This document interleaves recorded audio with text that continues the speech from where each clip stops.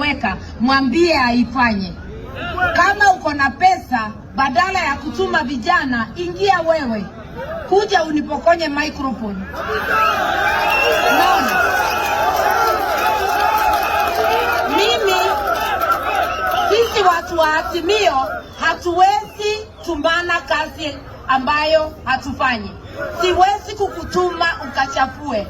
Kama ni kuchafua, nichafue, ni kuonyeshe vile watu wanachafua.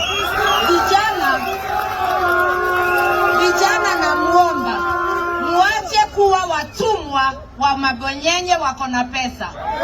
Unakombolewa 100 kufanya kazi ya utoto, na yule anakukomboa ako na watoto, angetuma hiyo kazi, lakini watoto wake anaona ni wangwana, hawezi kuenda hiyo kazi.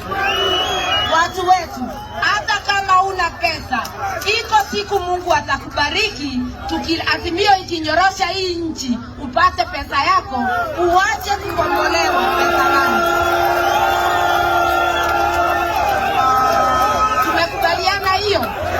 Tuwe wangwana, tutaendelea kuleta habari za Azimio hapa. Sasa wacha nikwambie maneno ya baba. Ni kwa nini nikubali kuungana na baba. Ukiangalia historia yake,